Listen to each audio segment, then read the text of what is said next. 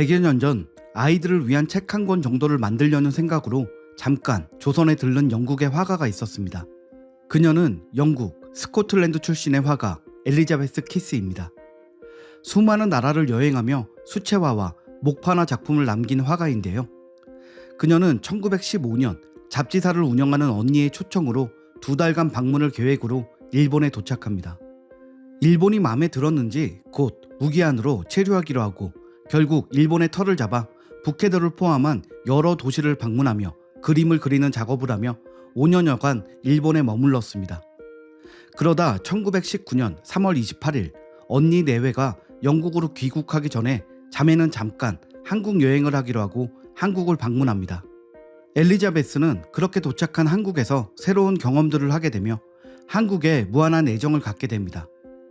그녀가 한국에 도착했을 당시에 3.1 운동으로 전국이 핍박당하고 있던 시기였는데요.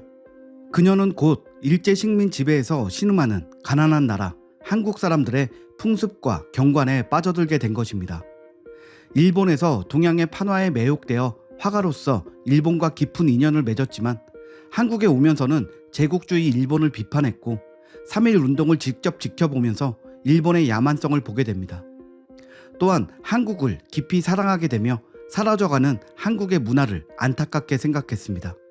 기덕이라는 한국 이름을 지었으며 한국에 큰 애착을 가진 그녀는 농부, 안악내, 노인, 왕실의 공주 등 한국의 여러 인물들의 생활을 과장이나 폄하 없이 간결하고 진솔하게 사실적으로 재현하기 시작했습니다.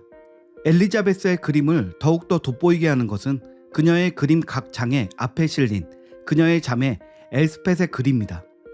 두 자매의 글과 그림은 일제강점기 때 한국 땅의 생활사를 그대로 보여주는 역사책과도 같았습니다. 그 자매가 한국을 어떻게 받아들였으며 어떤 모습으로 기록했는지 보겠습니다. 내가 아무리 말해도 세상 사람들은 원산이 얼마나 아름다운 곳인지 알지 못할 것이다.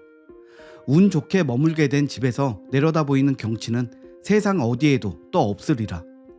집주인 두 여자는 너무나 친절하다. 이 땅의 신비로운 아름다움은 별조차 새롭게 보인다. 명사심리로 유명한 원산을 표현한 그림과 글입니다. 감정이 고스란히 느껴지는 글과 함께 보는 원산의 그림은 고요하고 아름다운 모습입니다.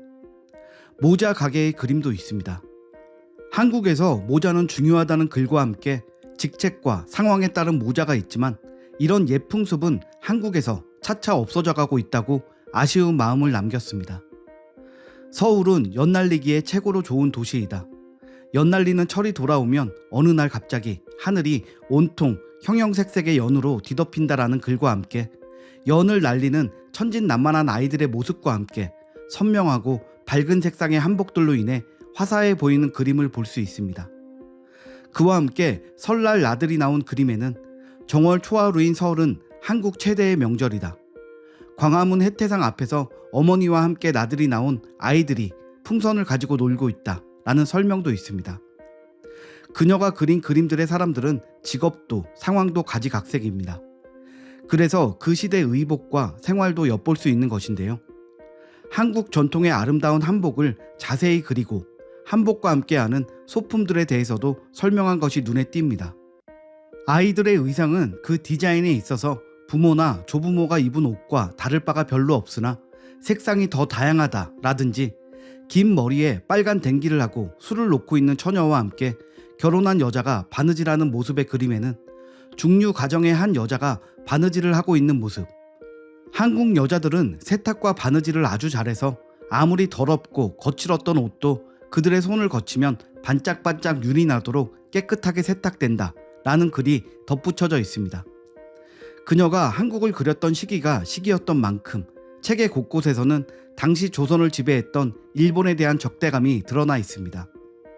그들은 일본의 야만적이고 폭력적인 식민 지배에 대해 분노하기도 하고 그 당시 한국인을 만난 경험을 기록하기도 했는데요. 그녀가 만난 한국인들의 모습은 한국인으로서의 자긍심을 갖게 만들기도 합니다. 3.1 운동 후 감옥에 갇힌 여학생을 만난 경험담을 보면 슬픈 표정이라기보다는 오히려 환희에 넘친 표정이었다. 여학생은 왜 자기가 학교의 명령을 어기고 독립운동에 참가했는지 또 어떻게 체포되었는지를 말했다. 동정을 구하는 표정이라기보다는 승리한 자의 모습이었다라고 했으며 일본 경찰에게 끌려가는 독립운동가에게는 경외감을 표하기도 했습니다. 한국인의 자질 중에 제일 뛰어난 것은 의젓한 몸가짐이다. 줄줄이 엮여 끌려가는 죄수들은 오히려 당당한 모습으로 걸어가고 그들을 호송하는 일본 사람은 초라해 보였다 라는 글을 보면 식민 지배를 받던 우리 선조들을 동정한 것이 아니라 우리의 역사와 문화를 깊이 인식한 것으로 보여집니다. 일제강점기, 참 억울했던 민족의 순환계였죠. 일제가 침략을 하고 조선을 야금야금 씹어먹는 동안 수많은 외국인들이 조선을 다녀갔습니다. 그들은 다녀간 자취를 저서의 형태로 남겼고 그들에게 조선인의 기계는 남달라 보였습니다.